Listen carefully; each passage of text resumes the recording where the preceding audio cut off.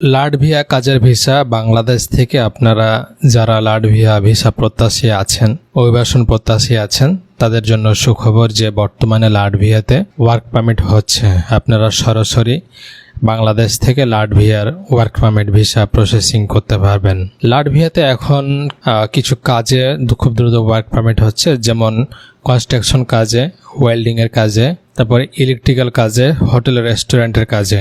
এসব কাজগুলোতে এখন হিউজ পরিমাণে ওয়ার্ক পারমিট ইস্যু হচ্ছে। আপনারা সরাসরি বাংলাদেশ থেকে পারমিটগুলোতে আবেদন করতে পারবেন এবং সংগ্রহ করতে পারবেন।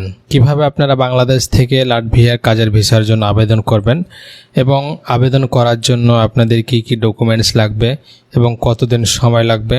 আপনারা যদি নিজে নিজে লাটভিয়া কাজের ভিসা প্রসেসিং করেন তাহলে কত টাকা খরচ হবে, কতদিন সময় লাগবে, আজকে আপনাদের সঙ্গে এসব বিষয়গুলো আলোচনা করব, যাতে করে আপনারা আপনার মোবাইল ফোন অথবা কম্পিউটার দিয়ে নিজে নিজে লাটভিয়ার ওয়ার্ক পারমিট ভিসা সংগ্রহ করতে পারেন। তো আপনারা শেষ পর্যন্ত দেখুন, আশা করি অনেক কিছু জানতে পারবেন। লাটভিয়া হচ্ছে ইউরোপের একটি দেশ এবং এটা হচ্ছে সেনজেন দেশ। এই দেশটিতে অনেকে ভিজিট ভিসা নিয়ে আসে, অনেকে স্টুডেন্ট ভিসা নিয়ে আসে, অনেকে আবার ওয়ার্ক পারমিট ভিসা নিয়ে আসে। তো আজকে আমি আপনাদের সঙ্গে যে বিষয়টা আলোচনা করব সেটা হচ্ছে ওয়ার্ক পারমিট ভিসা। কিভাবে আপনারা D category work permit visa নিয়ে বাংলাদেশ থেকে লাটভিয়াতে আসবেন। লাটভিয়াতে কাজ পেতে হলে আপনাকে যেটা মোস্ট ইম্পর্টেন্ট ডকুমেন্টস দেখাতে হবে সেটা হচ্ছে এক্সপেরিয়েন্স সার্টিফিকেট। এখন আমাকে অনেকেই বলেছেন যে ভাই আমার ওয়েল্ডিংয়ের অভিজ্ঞতা আছে, আমি সিঙ্গাপুরে কাজ করেছি, আমার 2 বছর 5 বছর অভিজ্ঞতা রয়েছে, এরকম অনেকে মেসেজ করেছেন আমাকে। তো তাদের উদ্দেশ্যে বলি যে আপনারা আপনার এই অভিজ্ঞতা সনদপত্র দিয়ে লাটভিয়ার কোম্পানির কাছ থেকে আপনি ওয়ার্ক পারমিট সংগ্রহ করতে পারবেন। এখন কথা হচ্ছে যে কিভাবে আপনারা লাটভিয়ার কোম্পানিগুলো খুঁজে পাবেন কিংবা কিভাবে আপনি সেসব কোম্পানিগুলোর সাথে যোগাযোগ করবেন। এটা হচ্ছে মূল বিষয়। অনেকেরই সমস্যা এটাই যে আপনাদের অনেকে বলি কিন্তু অনেকেই কাজ করতে পারে না, কোম্পানির সাথে কমিউনিকেশন করতে পারে না, এটা হচ্ছে মূল প্রবলেম।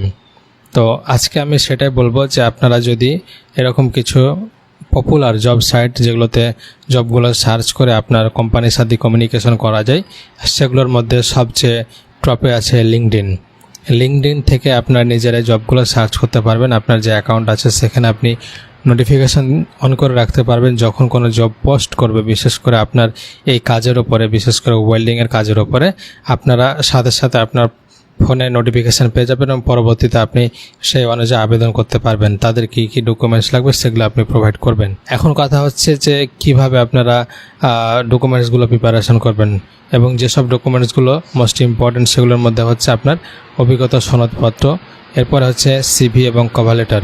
সিভি এবং কভার লেটার অবশ্যই ইউরোপিয়ান ফরম্যাটে হতে হবে এবং পাসপোর্ট সাইজের 35x45 মিলিমিটারের ছবি লাগবে। আপনারা যদি এসব ডকুমেন্টসগুলো প্রসেসিং করতে পারেন, সংগ্রহ করতে পারেন, তাহলে কিন্তু আপনি ওয়ার্ক পারমিটের জন্য আবেদন করতে পারবেন। আর যারা দেশের বাইরে আছেন কিংবা দেশের মধ্যে কোম্পানিতে কর্মরত আছেন, এখন স্টিল নাও, তারা কোম্পানি থেকে এনওসি পেপারটা সংগ্রহ করবেন। তাহলে এটাতে আরও বেশি প্লাস পয়েন্ট পাবেন, কারণ তারা বুঝতে পারছে যে আপনি এখন একটা কোম্পানিতে জব করছেন ওই রিলেটেড। তাহলে তো অবশ্যই আপনি বসে নাই, কাজ করতে আছেন, আপনি একটা অভিজ্ঞ পারসন।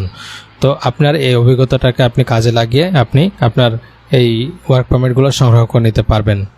এছাড়াও আপনারা যদি নিজে নিজে করতে না পারেন, আপনার সমস্যা হয়, তাহলে লাটভিয়ার এরকম লোকাল এজেন্সিগুলো আছে। বাংলাদেশে যেরকম এজেন্সি আছে ঠিক এমনটাই আপনি লাটভিয়াতে এরকম লোকাল এজেন্সি পাবেন এবং তাদের মাধ্যমে বিশ্বস্ত লোকগুলো খুঁজে বের করে তাদের কাছে আপনি ওয়ার্ক পারমিটের জন্য বলতে পারেন এবং তারা যদি আপনাকে কিছু ইউরোর বিনিময়ে আপনাকে ওয়ার্ক পারমিট দেয়, সেক্ষেত্রে আপনি সেটা নিতে পারেন তাদের কাছ থেকে।